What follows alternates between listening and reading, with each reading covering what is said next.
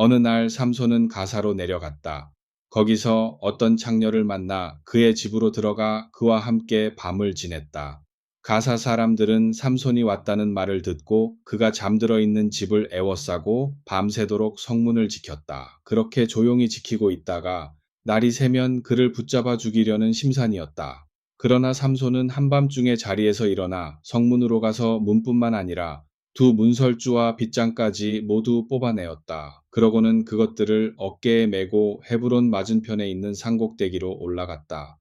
그런 일이 있은 뒤 삼손은 소렉 골짜기에 사는 들릴라라고 하는 블레셋 여인을 사랑하게 되었다. 블레셋 왕들이 그 여인에게 찾아와 말하였다. 삼손에게 어디에서 그렇게 무시무시한 힘이 솟아나오는지, 또 어떻게 해야 그를 붙잡아 힘이 빠지게 할 수 있는지 물어봐다오. 네가 그것을 알려준다면 너에게 은화 1,100개를 주겠다. 들릴라가 삼손을 붙잡고 애원하였다. 당신의 그 무시무시한 힘은 어디서 솟아나오나요? 또 어떻게 해야 당신을 붙잡아 둘 수 있나요? 당신이 힘을 못 쓰게 하려면 어떻게 해야 하나요? 나에게만 살짝 일러주세요. 삼손이 대답하였다. 마르지 않은 새 활줄 7개로 나를 묶으면 힘이 빠져 여느 사람과 똑같아지지. 블레셋 왕들은 들릴에게 마르지 않은 새 활줄 7개를 주어 삼손을 묶게 하였다. 그러고는 삼손을 붙잡으려고 그녀의 집에 사람들을 숨겨두었다. 들릴라가 블레셋 사람들이 당신을 잡으러 왔어요 하고 소리치자 삼손이 일어나 자기를 묶어둔 활줄을 타다 남은 시로라기처럼 툭툭 끊어버렸다. 여전히 삼손의 힘이 어디서 솟아나는지 블레셋 사람들은 알지 못하였다. 들릴라가 속이 상해서 삼손을 다그쳤다. 당신은 나를 우습게 여기고 있군요. 거짓말을 떡 먹듯이 잘도 해대는군요. 그렇게 속이지 마시고 어떻게 해야 당신을 붙잡아 둘 수 있는지 나에게만 살짝 일러주세요. 네? 삼손이 대답하였다. 한 번도 사용한 일이 없는 새 밧줄로 나를 묶으면 힘이 빠져 여느 사람과 똑같아지지. 그래서 들릴라는 다시 새 밧줄을 가서와 삼손을 꽁꽁 묶었다. 먼저와 마찬가지로 들릴라의 집에는 삼손을 붙잡아 가려고 블레셋 사람들이 숨어 있었다. 들릴라가 소리쳤다. 삼손, 블레셋 사람들이 당신을 잡으러 왔어요. 그러자 삼손은 묶여있던 밧줄을 마치 시로라기 끊어버리듯 툭툭 끊어버렸다. 당신은 나를 놀리시는군요. 정말 사실대로 말씀해주지 않으실래요? 어떻게 해야 당신을 붙잡아 둘 수 있는지 제발 가르쳐 주세요. 하고 들릴라가 간청을 하자 삼손이 대답하였다. 내 머리카락을 7부분으로 나누어 그 7타래를 배틀에다 놓고 시줄로 짜서는 말뚝으로 땅에 박아 놓으면 될 거요. 그러면 나도 힘이 빠져 여느 사람과 같아지지. 그래서 들릴라는 잠들어 있는 삼손을 배틀 곁에다 뉘어놓고 배틀 바디로 삼손의 머리털을 단단히 짰다. 그러고는 삼손, 블레셋 사람들이 당신을 잡으러 왔어요 하고 소리치자 잠자고 있던 삼손은 자리에서 벌떡 일어나 배틀 바디뿐만 아니라 땅에 박혀있던 말뚝까지도 쑥 뽑아버렸다. 들릴라가 말하였다. 당신이 나를 사랑한다는 것도 말뿐이군요. 어쩌면 그러실 수가 있어요. 3번씩이나 거짓말하며 나를 우습게 여기시다니. 당신의 그 무시무시한 힘이 어디서 솟아나오는지 왜 나에게는 일러주지 않으시죠? 들릴라가 이렇게 눈만 뜨면 날마다 졸라대자 삼손은 알려주어야 할지 말아야 할지 고민이 되어 어쩔 줄을 몰라 하였다. 그러다가 하루는 들릴라에게 속마음을 털어놓고야 말았다.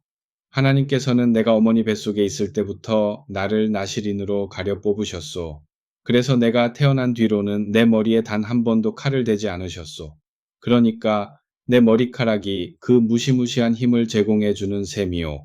내 머리를 밀어버리면 힘이 빠져 나도 여느 사람들처럼 될 것이요 들릴라는 삼손이 이렇게 말하는 것을 듣고 그가 진실을 말하였다는 것을 알았다. 그래서 블레셋 왕들에게 사람을 보내어 이제 한 번만 더 올라오세요. 삼손이 나에게 그 비밀을 일러주었어요 하고 말을 전하였다.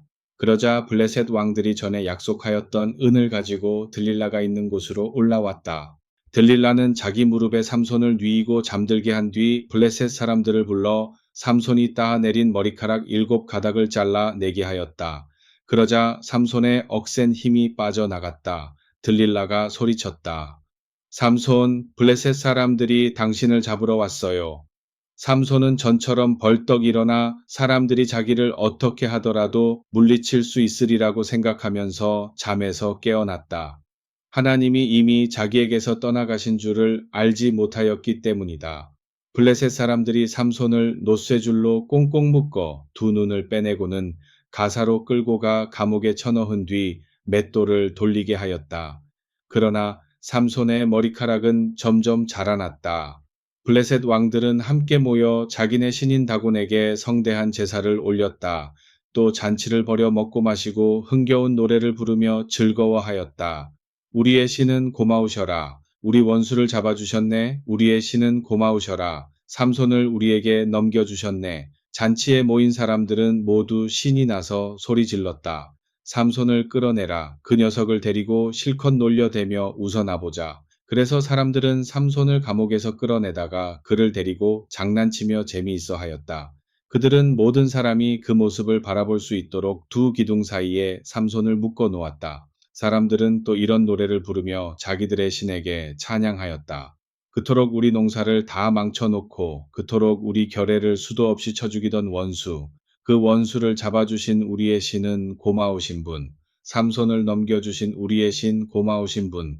삼손은 자기 손을 붙들고 다니는 길잡이 젊은이에게 부탁하였다. 이복에 잠깐 동안만 나를 좀 풀어주게. 이 집을 바치고 있는 기둥을 더듬어 봐야겠네. 거기에 몸을 좀 기대고 싶네. 잔치가 벌어진 그 집에는 삼손이 어떻게 생겼는가 구경하려고 몰려든 사람들이 엄청나게 많았다. 그 집 지붕에 올라가 있던 사람만도 3,000명이나 되었다. 물론 블레셋 왕들도 그 자리에 참석하였다. 삼손이 여호와께 부르짖었다. 주 여호와여, 이번만 저를 돌보아 주십시오. 한 번만 더 제게 힘을 주십시오. 이렇게 간절히 주께 빕니다. 멀쩡한 제 눈을 빼어버린 블레셋 놈들에게 단번에 원수를 갚게 해 주십시오. 그러고는 지붕을 버티고 있는 두 기둥 가운데 하나는 왼손으로 또 하나는 오른손으로 부여잡고 내가 오늘 블레셋 놈들과 함께 죽으련다 하고 소리 지르면서 있는 힘을 다해 몸을 굽혀 기둥을 밀어젖혔다. 그러자 집이 무너져 내리면서 집안에 있던 블레셋 사람들과 왕들을 내리덮쳤다. 이렇게 하여 삼손도 장렬한 최후를 마쳤는데 이때 죽인 블레셋 사람이 살아있을 때 죽인 블레셋 사람보다 훨씬 더 많았다. 삼손의 형제들과 온 집안 식구들이 이 소식을 듣고 내려가 삼손의 시신을 거두어다가 그의 아버지 마노아의 무덤 곁에 장사 지냈다. 마노아의 무덤은 소라와 에스다올 사이에 있었다. 삼손은 20년 동안 이스라엘의 사사로 활동하였다. 에브라임 산지에 미가라는 사람이 살고 있었다. 하루는 그가 어머니한테 이렇게 말하였다. 어머니, 전에 잃어버린 은화 1,100개를 기억하시지요? 그걸 잃어버리시고 훔쳐간 도둑에게 저주를 퍼부으신 걸 제가 똑똑히 기억하고 있어요. 어머니, 사실은 제가 그 돈을 훔쳤어요. 여기 이렇게 돈이 있잖아요? 그러자 그 어머니가 대답하였다. 아이고, 이 자식아, 여호와께서 그 저주를 복으로 바꾸어 주시길 바란다.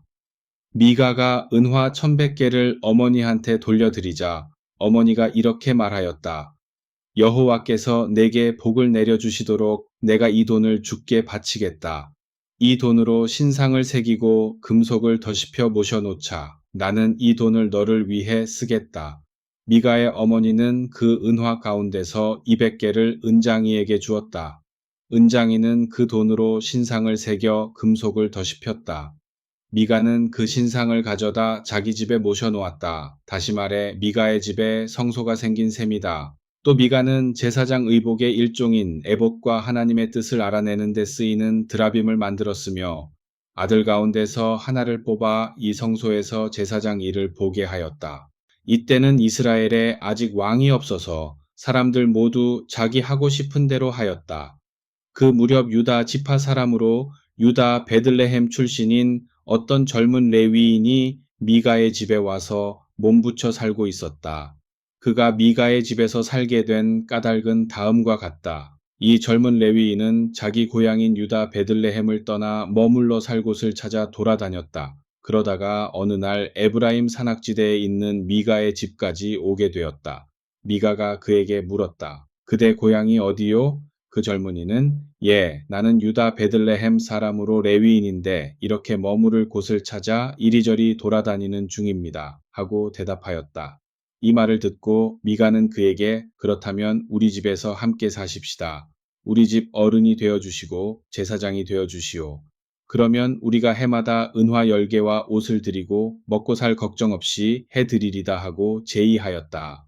그러자 그 레위인은 흔쾌히 승낙하였다.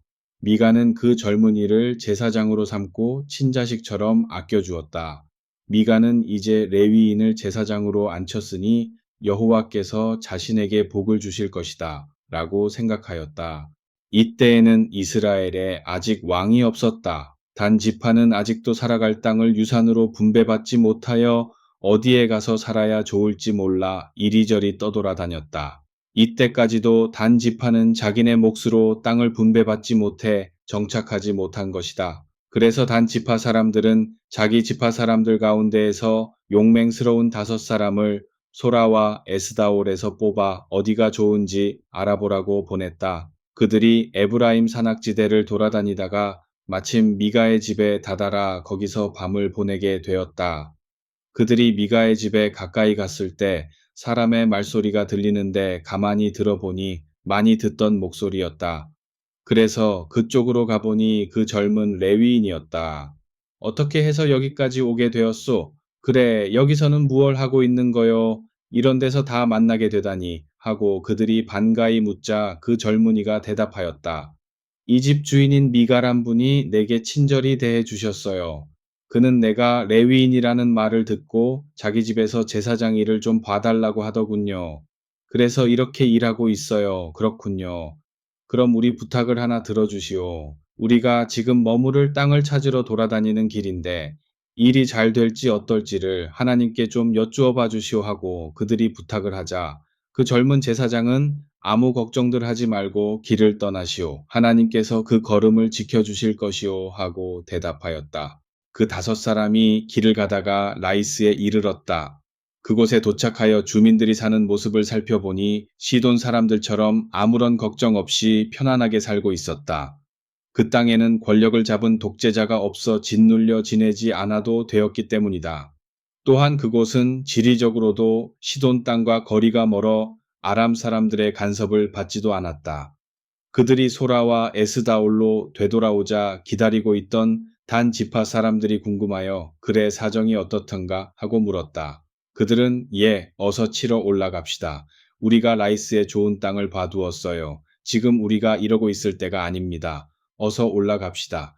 그 사람들의 사는 모습을 보니 아무런 걱정도 없이 사는 것 같더군요. 또 땅이 워낙 넓은 데다 부족한 것 하나 없어 보이더군요. 그 땅은 우리 땅이나 다름없어요. 하나님께서 이미 우리 손에 넘겨주시지 않았어요? 하고 대답하였다.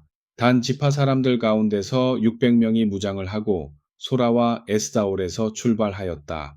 그들은 유다 지역에 있는 기랴셔 아림에 올라가 서쪽에 진을 쳤다. 단 지파가 여기에다 진을 쳤다고 하여 오늘날까지도 사람들은 이곳을 마하네단이라고 불렀다. 단 지파의 진영이라는 뜻이다. 거기서 그들은 에브라임 산악지대로 더 올라가 미가의 집에 이르렀다. 그런데 전에 라이스 땅을 살펴보러 갔던 5사람이 같이 갔던 다른 사람들에게 이렇게 말하는 것이었다. 이 집에는 제사장 옷의 일종인 에봇과 하나님의 뜻을 알아내는데 사용하는 드라빔뿐만 아니라 금속을 더씹혀 만든 신상이 있는 걸 우리가 두 눈으로 똑똑히 보았소.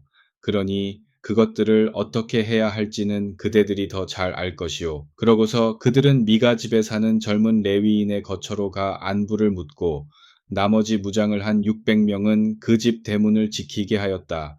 라이스 땅을 살펴보러 갔던 그 5사람은 성소로 들어가 제사장 의복의 일종인 에봇과 하나님의 뜻을 알아내는 데 사용하는 드라빔과 금속을 더씹혀 만든 신상을 끄집어내었다. 그때 그 젊은 제사장은 무장을 한 600명과 함께 문간에 서 있었다. 그러다가 그들이 성소에 들어가 에봇과 드라빔과 금속을 더씹혀 만든 신상 등 이것저것을 꺼내오는 것을 보고는 깜짝 놀라 아니 이게 못들 하는 짓이오 하고 소리치자 쉿 조용히 좀 하시오. 우리와 함께 갑시다. 가서 우리 지파의 어른이 되어 주시오. 또 제사장 일도 좀 봐주시오. 이렇게 보잘것없는 집안의 제사장 일을 보는 것보다 이스라엘 한 지파의 제사장 노릇을 하는 것이 더 낫지 않겠소? 우리 단 지파의 제사장이 되어 주십사 하는 말이요. 그러자 그 젊은 제사장은 매우 기뻐하면서 에봇과 드라빔과 금속을 더십혀 만든 신상을 가지고 그 사람들과 함께 길을 떠났다. 그들은 단 지파의 안악과 어린아이와 가축대와 세간살이들을 앞세우고 길을 떠났다. 그들이 미가의 집을 떠나 얼마쯤 가고 있는데 미가와 그의 옆집에 사는 사람들이 함께 쫓아와서는 서라고 소리를 질렀다. 그래서 단 지파 사람들이 얼굴을 돌리고 서서 미가를 윽박질렀다. 아니, 뭐 때문에 한꺼번에 몰려와 이렇게 야단이냐? 그럴 수가 있어? 그래, 남의 집에 와서 신상을 훔쳐가고 제사장까지 데리고 가면서 무슨 일이냐고 큰 소리 칠 수 있느냐? 하고 미가가 다그치자 단 지파 사람들이 다시 입 닥쳐 함부로 입을 놀렸다가는 네 목숨뿐만 아니라 내 집안 사람들까지도 살아남지 못할 줄 알아라. 우리가 그냥 둘 줄 아느냐 하고 으름장을 놓았다. 단 지파 사람들은 그 말을 남긴 채 길을 떠났다. 미가도 자기 힘으로는 단 지파 사람들을 당해 낼 수 없음을 알고 할 수 없이 집으로 돌아갔다. 단 지파 사람들은 미가가 만든 신상과 젊은 제사장을 모시고 라이스에 이르렀다. 그들은 아무런 걱정 없이 편안히 살고 있던 마을 사람들을 칼로 쳐 죽이고 마을에 불을 질러 그 땅을 차지하였다. 그러나 단 지파 사람들에게서 그들을 구해줄 사람은 아무도 없었다. 시동화는 거리가 너무 떨어져 있는 데다가 그 아람 사람들과도 가깝게 지내지 않은 까닭이다. 라이스는 베드르호 평원지대에 있었다. 단 지파 사람들은 그 마을을 재건하고 거기에 자리 잡았다. 그들은 이스라엘의 아들인 자기 지파 조상의 이름을 따라 그 마을을 단이라고 이름 붙였다. 그 마을의 본래 이름은 라이스였다. 거기서 단 지파 사람들은 자기들이 가지고 간 신상을 세웠다. 그리고 게르손의 아들이며 모세의 손자인 요나단이 그들의 제사장이 되었으며 그 땅에 살던 사람들이 포로로 끌려갈 때까지 그 자손들이 제사장 일을 보았다. 실로 성소가 서 있을 동안에는 단 지파 사람들이 미가 집에서 훔쳐온 신상을 내내 섬겼다. 이스라엘에 아직 왕이 없었을 때 에브라임 산악지대 북쪽 끝에 어떤 레위인이 살고 있었다. 이 사람은 유다 베들레헴 출신의 어떤 여인을 소실로 얻은 일이 있었다. 그런데 그 여인이 여러 남자들과 잠자리를 같이 하며 돌아다니더니 결국 남편 집을 나와 유다 베들레헴에 있는 친정으로 돌아가 거기서 넉 달째 머물러 있었다. 그래서 그 남편이 종과 나귀 두 피를 이끌고 길을 나섰다. 자기 아내의 마음을 달래 집으로 다시 데려오려고 마음 먹었던 것이다. 아내가 친정집으로 들어오는 남편을 보고 반가이 맞이하여 안으로 모셨다. 장인 또한 사위를 보고 반색을 하였다. 장인이 며칠 쉬었다 가라고 하자 그는 식구들과 함께 먹고 마시며 사흘 동안 처가에서 지냈다. 나흘째 되는 날 아침 길을 떠나려고 짐을 꾸리자 장인이 그를 붙들며 말하였다. 이복에 먼 길을 가려면 기운을 차려야 하지 않겠나. 그러니 들어가 밥이라도 몇 술 뜨고 떠나지. 그래서 또 두 사람이 자리에 앉아 밥 좀 먹고 술을 몇 잔 주거니 받거니 하다가 장인이 사위에게 말을 건넸다. 이복에 별일 없으면 자네 오늘 밤만 더 여기서 묵고 가지. 그러나 그래도 그가 길을 떠나려 하였지만 장인이 하도 간청하는 바람에 하루를 더 묵고 가기로 하였다. 다섯째 되는 날 아침 그 레위인은 일찍 일어나 길을 떠나려고 짐을 꾸렸다. 그런데 이번에도 장인이 저녁 때까지 쉬었다가 기운이나 차리고 떠나라고 붙드는 바람에 또 주저앉았다.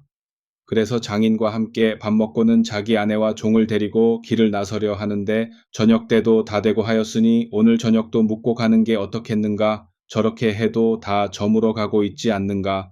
그러니 오늘 밤도 같이 놀다가 자고 내일 아침 일찍 일어나 길을 떠나게 하고 장인이 또 그를 붙들었다. 그러나 그 레위인은 오늘만은 그럴 수 없다고 하면서 길을 떠났다. 아내를 데리고 안장을 씌운 나귀 두 피를 이끌고 여부수 사람들이 사는 예루살렘 맞은편까지 오자 해가 지려고 하였다. 종이 그 레위인에게 주인님, 저 성읍으로 들어가 밤을 지내고 내일 길을 떠나시지요. 하고 말하자 그가 우리가 어떻게 이스라엘 사람이 살지 않는 이방인 성읍에 들어가서 밤을 보낼 수가 있느냐? 기브아로 가서 밤을 지내는 편이 낫겠다. 아니면 라마로 가서 밤을 지내든지 해야겠구나 하고 대답하였다. 그들은 계속해서 길을 재촉하였다. 해가 다 떨어질 때쯤에 그들은 베냐민 지역에 있는 기브아 가까이로 가고 있었다. 기브아로 들어가서 밤을 지내려고 성읍 길거리에 앉아 있어도 누구 하나 집에 들어와서 밤을 묵으라고 하는 사람이 없었다. 해가 완전히 넘어가서 어떤 노인이 들에서 일하다가 집으로 돌아가고 있었다. 그 노인네는 에브라임 산악지대 출신으로 기브아에 와서 사는 사람이었다. 그곳 기브아 사람들은 모두 베냐민 지파 사람들이었다. 그 노인은 집으로 돌아가다가 길거리에 있는 나그네 일행을 보았다. 그래서 그 레위인에게 그래, 고향이 어디시오? 어디로 가는 길이기에 이렇게 늦었소? 하고 묻자 그 레위인이 예, 유다 베들레헴에서 오는 길입니다. 에브라임 산악지대 북쪽에 살고 있지요. 여호와의 집에서 일을 하는 몸입니다. 그리로 가는 길이지요. 유다 베들레헴에 있는 척에 갔다가 이렇게 돌아가는 길인데 밤이 깊어 가는데도 우리 일행을 맞아 주는 사람이 없군요. 우리한테는 나귀에게 먹일 겨와 여물도 있고요. 아내와 종과 제가 먹을 양식과 포도주도 넉넉히 있어요 하고 말하였다. 그러자 그 노인이 말하였다. 아무 걱정도 하지 말게. 우리 집에도 자네 일행을 대접할 만큼은 다 있다네. 이렇게 길거리에서 밤을 지샐 수는 없지. 어서 따라오게나. 노인은 그 일행을 데리고 자기 집으로 들어갔다. 그는 나귀에게 먹을 것을 주고는 그 일행과 함께 발을 씻은 후 먹고 마셨다. 그들이 그 집에 들어가 저녁을 먹으며 편안하게 쉬고 있는데 갑자기 성읍 사람들이 몰려와서 그 집을 애워싸는 게 아닌가. 세상에 무서울 것이 없는 그 무례한들은 문을 꽝꽝 두드리며 집주인에게 으름장을 놓았다. 이것 보시오, 노인장. 오늘 저녁 이 집에 들어간 사람들을 좀 내놓으시오. 그 사람들과 할 얘기가 있소. 그러자 노인이 나가서 그들을 달랬다. 이것 보시오, 젊은이들. 이런 짓들은 제발 하지 마시오. 오늘 밤 우리 집에 찾아온 길손인데 그럴 수가 있소? 이래서는 사람의 도리가 아니오. 여기 우리 집에 아직 남자를 알지 못하는 내 딸아이와 길손의 소실이 있으니 좋을 대로 하시오. 그러나 이 길손에게만은 제발 그 못된 짓을 하지 마시오. 그러나 그들은 막무가내였다. 그래서 그 레위인이 자기 소실을 강제로 끌고 가 그들에게 내어주었다.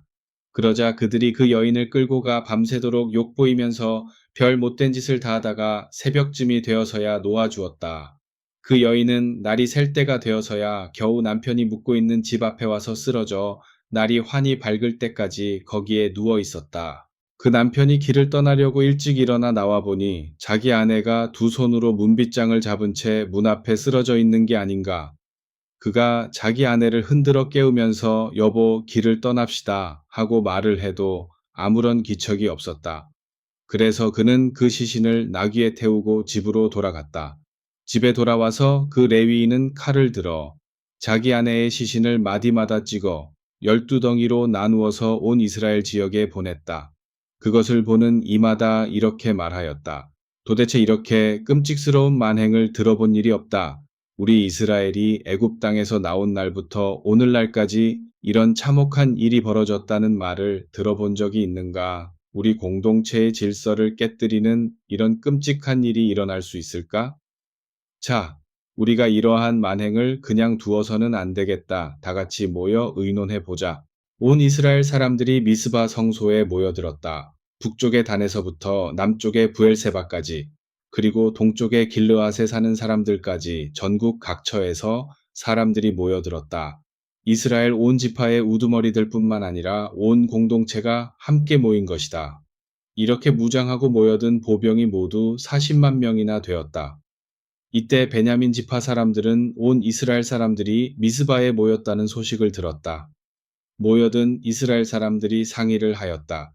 이러한 만행을 우리가 어떻게 처리해야 할 것인가? 그대는 이러한 못된 짓이 어떻게 벌어지게 되었는지 사건의 전말을 우리 앞에서 설명하시오. 그러자 아내 잃은 그 레위인이 나서서 설명하기 시작하였다. 예, 본인이 제 아내를 데리고 베냐민 지역에 있는 기브아에 이르러 그곳에서 하룻밤을 묵어 가려고 하였습니다. 그런데 그 밤에 기브아 사람들이 우리가 묵고 있던 집에 들이닥쳐 그 집을 에워싸고는 나를 죽이려 하였지요. 그러더니 결국 내 아내에게 이렇게 차마 하지 못할 짓을 하여 죽게 한 것입니다. 그래서 너무나 억울하고 분하여 내 아내의 시신을 조각내어 온 이스라엘 땅에 보내게 된 것입니다. 기브한 녀석들이 얼마나 여인을 탐하여 못된 짓을 저질렀는지를 꼭 알리고 싶었습니다. 어르신들, 그리고 이 자리에 모이신 동족들이여, 이 억울한 사정을 좀 돌아보십시오. 어떻게 하면 한을 풀 수가 있는지 상의해 봅시다. 어떻게 하는 것이 가장 좋은 해결책인지 말씀 좀 해주십시오. 그러자 모든 사람들이 일제히 일어나 소리 질렀다. 우리가 한 사람이라도 자기 장막으로 돌아가지 말자. 한 사람이라도 발걸음을 집으로 옮기지 말라. 기브한 녀석들을 완전히 징벌할 때까지는 돌아가지 말자. 자, 제비를 뽑아 누가 기브아로 쳐들어 올라갈지 결정하도록 하자. 우리 이스라엘 온 지파 가운데에서 100명에 10명씩, 1000명에 100명씩, 10,000명에 1000명씩 싸우러 갈 군대를 조직하기로 하자. 그리고 나머지 사람들은 싸우러 갈 군인들이 먹을 식량을 마련하기로 하자. 그 군인들이 베냐민 지파의 기브아로 올라가 지파 공동체 일원으로서 차마 저지를 수 없는 못된 짓을 한 그 녀석들을 징벌해야 할 것이 아니냐? 이스라엘 사람들이 이렇게 모여 기브아를 치러 올라가려고 결의하였다. 그래서 이스라엘 각 지파 사람들이 대표를 뽑아 베냐민 지파 사람들에게 전가를 보냈다. 너희 지파 사람들이 우리 이스라엘 지파 공동체 내에서 차마 하지 못할 끔찍한 일을 저질렀다. 그러니 그 못된 짓을 한 무례한들을 징벌하는 것이 마땅한 일이 아니냐. 그들을 우리 앞에 내놓아라. 우리가 그들을 처벌해야만 우리 이스라엘 지파 공동체의 질서가 유지될 것 아니냐. 이렇게 말하였는데도 베냐민 지파 사람들은 이스라엘 지파 공동체의 결의사항을 따르려 하지 않았다. 오히려 베냐민 지파 각 마을 사람이 기브아에 모여 다른 이스라엘 지파 사람들과 싸울 준비를 하고 있었다. 이때 기브아에 모여 싸울 준비를 하고 있던 베냐민 지파 군인들은 모두 26,000명이었고 그 밖에도 싸움 잘하기로 유명한 기브아 전사가 700명이나 합세하였다. 이 기브아 전사 700명은 모두 왼손잡이로 날아가는 참새도 떨어뜨린다는 돌팔매질의 명수들이었다. 여기에 맞서서 싸울 이스라엘 각 지파 군인들은 모두 40만 명으로 칼로 무장하고 있었다. 이스라엘 사람들은 싸우러 가기 전에 베델 성소로 올라가 하나님께 물었다. 우리 이스라엘 군대 가운데에서 어느 지파가 먼저 올라가 베냐민 지파를 칠까요? 유다 지파가 먼저 올라가 싸워라 하고 하나님께서 대답하셨다. 이스라엘 군대는 아침에 일어나 기브아 맞은편에 진을 쳤다. 그들이 베냐민 군과 싸우려고 밖으로 나가 전투 대열을 갖추자 베냐민 군도 기브아에서 나와 맞서 싸웠는데 이스라엘 연합군은 그날에 22,000명이나 쓰러졌다. 이스라엘 연합군은 그날 베델로 다시 올라가 날이 저물 때까지 하루 종일 여호와 앞에 울면서 부르짖었다. 그들이 주님 어째서 우리가 싸움에 져야 합니까? 어째서 우리가 한 형제인 베냐민 지파와 이렇게 싸움을 벌여야만 합니까? 하고 여호와께 묻자 그래 다시 올라가 싸워라 하고 여호와께서 대답하셨다. 그래서 그들은 다음 날에 다시 올라가 전투 대열을 갖추었다. 그러자 베냐민군도 기브아에서 나와 또 싸움이 붙었는데 이번에도 베냐민군이 이스라엘 지파 연합군을 18,000명이나 쓰러뜨렸다. 그들은 모두 칼을 잘 쓰는 용사들이었다. 그러자 이스라엘 사람들이 또다시 베델로 올라가 어째서 자신들이 싸움에서 패해야 하느냐고 여호와께 부르짖으며 통곡하였다. 그들은 해 저물 때까지 울면서 아무것도 입에 대지 않고 번제물과 화목제물을 여호와께 바쳤다. 당시 베델 성소에는 계약궤가 모셔져 있었는데 엘르아살의 아들이며 아론의 손자인 비느하스가 제사장으로 거기서 일을 보고 있었다. 이스라엘 사람들이 여호와께 여쭈었다. 우리가 또한 형제인 베냐민 지파와 싸워야만 하겠습니까? 이제는 그만두고 싶은 심정인데요. 여호와께서 다시 한 번만 더 올라가 싸워라. 내일은 내가 그들을 너희 손에 넘겨주어 너희가 싸움에서 이기게 하리라 하고 대답하셨다. 이스라엘 지파 연합군은 이번 싸움에서 작전을 바꾸어 자기 군대를 몇 부대로 나누어 기브아를 빙 둘러 에워싸게 하였다. 그리고 각 부대를 맡은 자리에 모두 매복시켰다.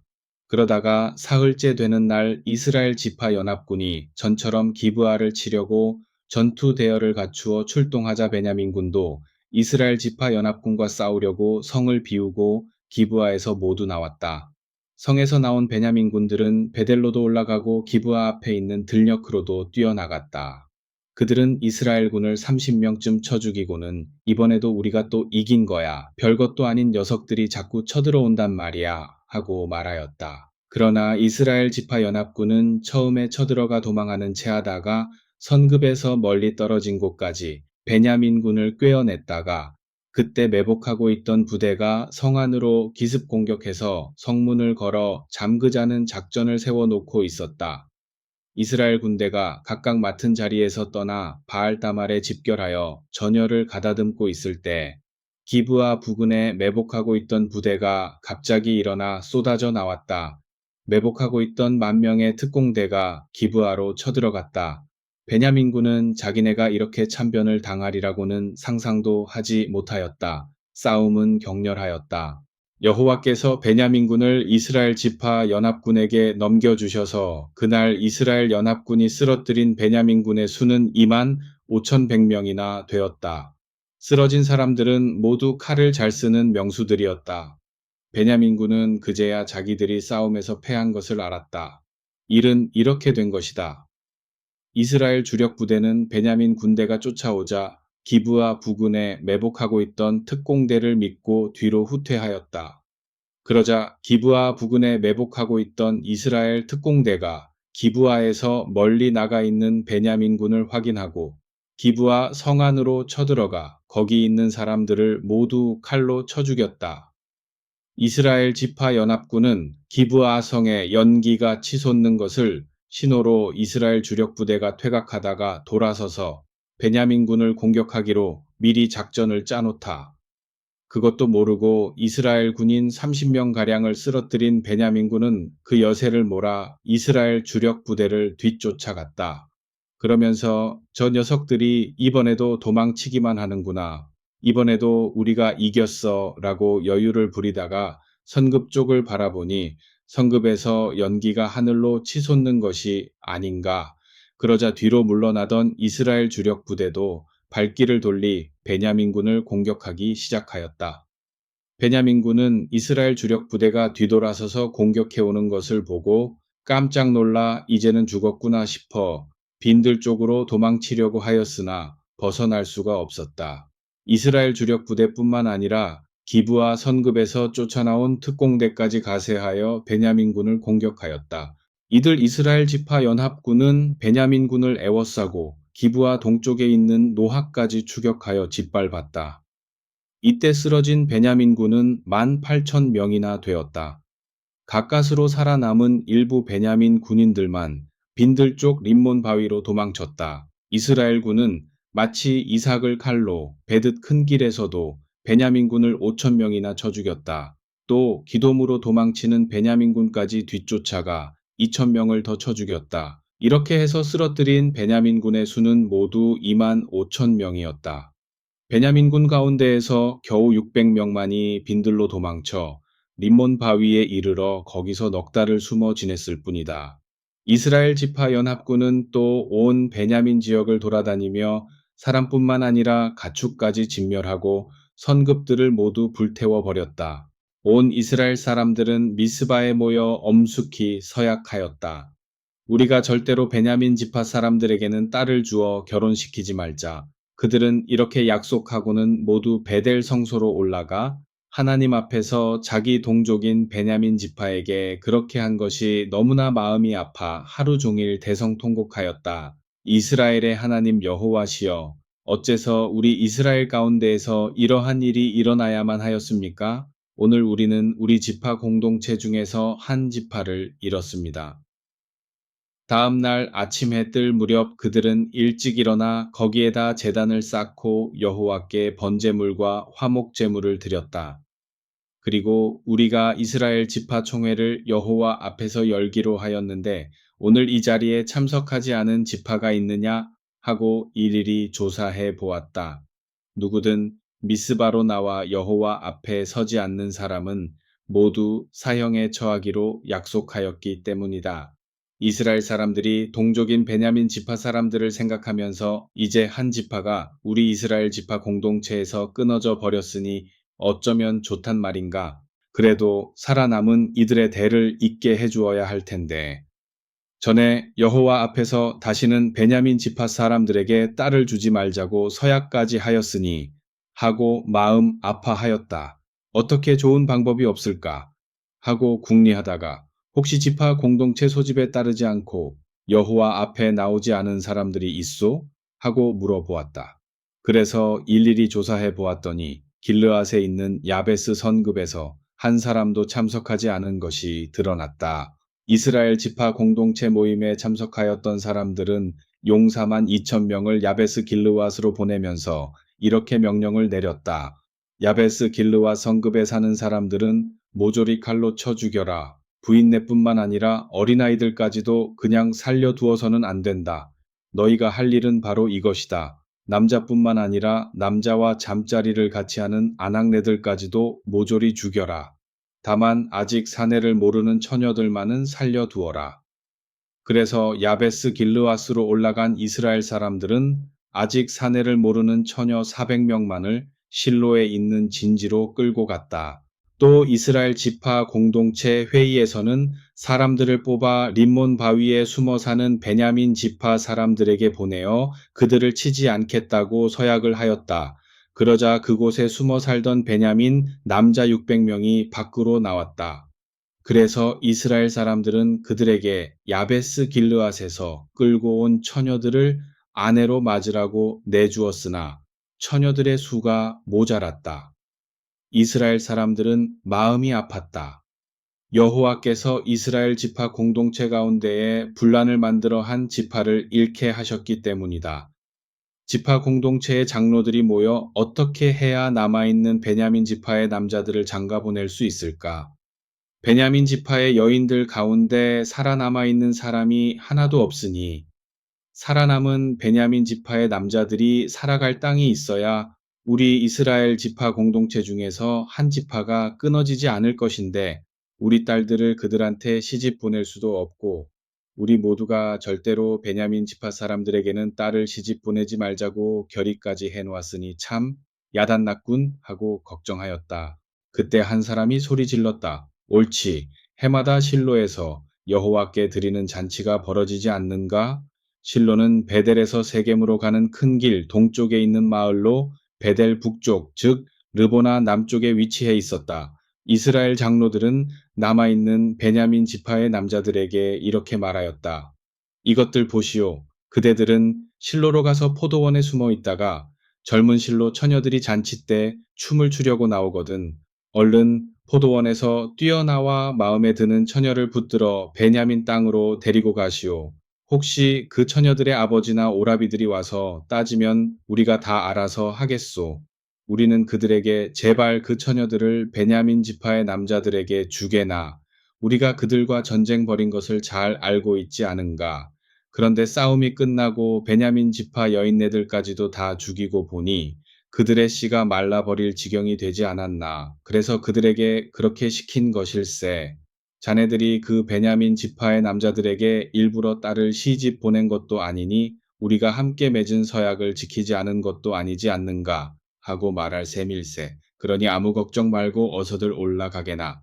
그래서 살아남은 베냐민 지파 사람들은 장로들의 말을 따라 잔치 때 춤추러 나오는 실로 처녀들을 하나씩 데리고 자기네 지파 땅으로 돌아가서 다시 마을을 가꾸고 살게 되었다. 지파 공동체 모임에 나왔던 이스라엘 사람들도 각각 자기 지파별로 고향으로 돌아갔다. 이때에는 이스라엘에 아직 왕이 없어서 사람들마다 다 자기가 하고 싶은 대로 하고 살던 때였다.